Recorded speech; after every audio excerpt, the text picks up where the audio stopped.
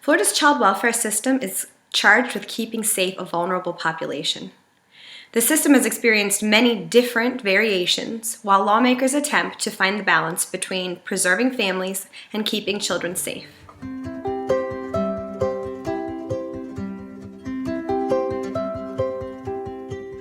Hello, my name is Amanda Ostrander, and I'm the Director of Policy for the Children's Campaign. Today I'd like to talk to you a little bit about proposed legislation from the Children's Campaign that addresses issues within Florida's child welfare system. Our proposed legislation was created utilizing legislation from the 2016 legislative session, House Bill 599 and Senate Bill 7018, best practice research, a thorough review of the data coming out of the system, and input from child welfare stakeholders across the state. This is a brief overview of the topics we used to identify proposed solutions that can be found in the draft legislation. If you're following along utilizing the draft legislation that can be found online, I will provide section numbers at the end of each of the issues we discuss. The first issue that we highlighted was mothers testing positive for drugs at the time of birth. Obviously, children in homes where parents struggle with substance abuse are at high risk of entering the system and having their lives placed in danger. A review of the 2015 Critical Incident Rapid Response Team reports find that of the children who died who were at once under the care of the child welfare system in 2015, 11 of 31 cases where adequate information was provided, the mother tested positive for drugs at the time of birth.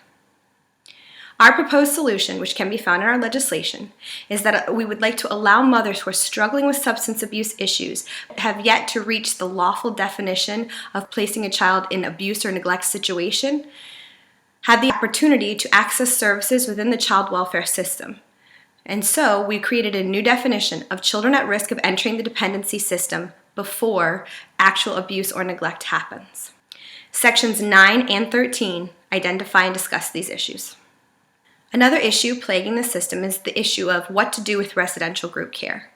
There was a lot of debate and discussion last year about the best place and practice for residential group care. It's our belief that the state does not have a clear picture of the strengths and weaknesses of our current residential group care options. What we would like to see happen is that we would change to define qualifications for group care and create a proposed quality rating system, which would allow the state to identify best practices throughout the different areas across the state and programs that are in need of assistance. This issue with residential group care and others can be found in multiple different sections: 7, 14, 15, 20, 22, and 24. Another issue faced by children in out-of-home care is that their placements are not individualized or that they have too many placements. Obviously, it would be in the best interest of a child to find what will be their best fit and place them in that placement as soon as possible.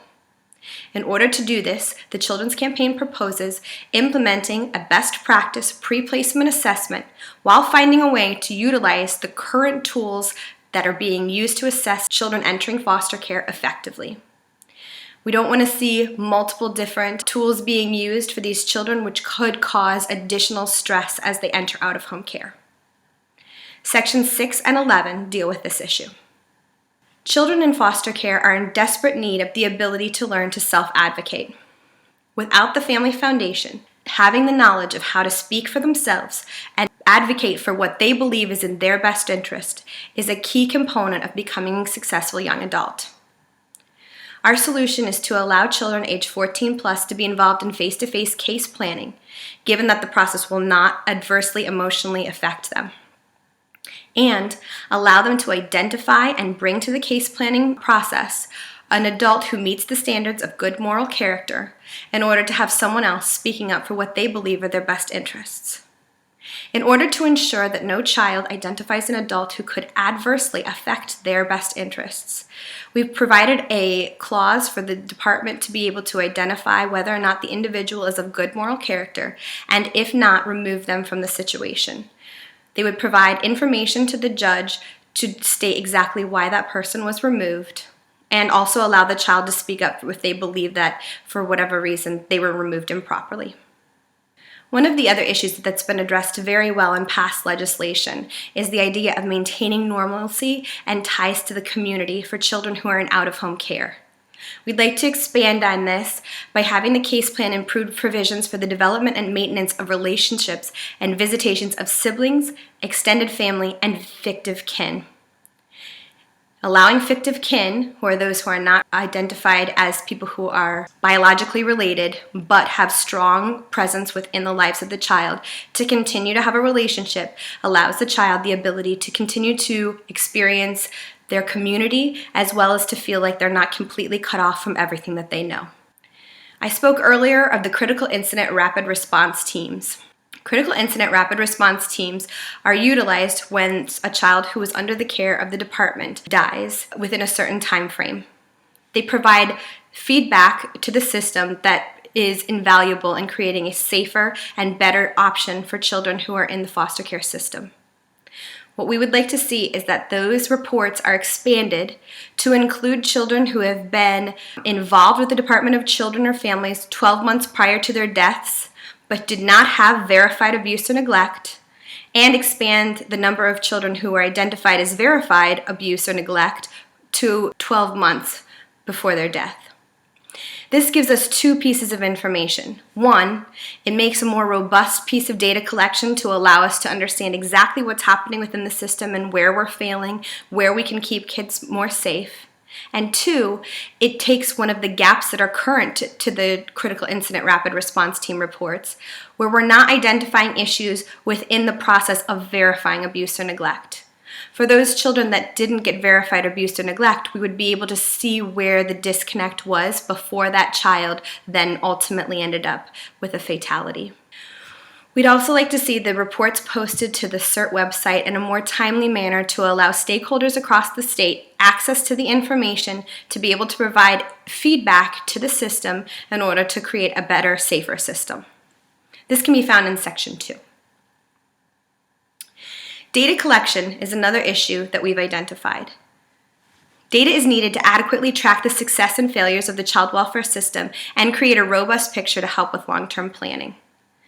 We mandate certain data collection, including but not limited to information about the efficacy of safety plans, duration of services and programs provided to foster children, stability and efficacy of the system. This is very important as we move forward and hopefully find a way to create long-term goals for the system and also a pathway to get there. This can be found in Section 17. Other changes in the proposed legislation include requirement for documentation if placement is farther than a specific distance from the child's home, and details on who's responsible for transportation to get a parent to visitation. That's Section 7. Specific references to domestic violence services to better align domestic violence services and treatment with the child welfare system. That's Section 3. Changes in the standard for the court to reunify a child with a parent. Section 5. Requirements for case plan to include the service needs of the child and family and a specified recommendation for placement, Sections 6 and 7. And places in law education training vouchers for certain children served by the child welfare system. That's Section 12. As I mentioned earlier, the draft legislation is available online as well as a bill highlights document and a quick bill analysis. If you have any questions or would like to provide input or comments, please contact the Children's Campaign at 850-425-2600. Thank you for taking the time to learn more about our proposed bill. And as always, thank you for all the work that you do to make the state a better place for Florida's children.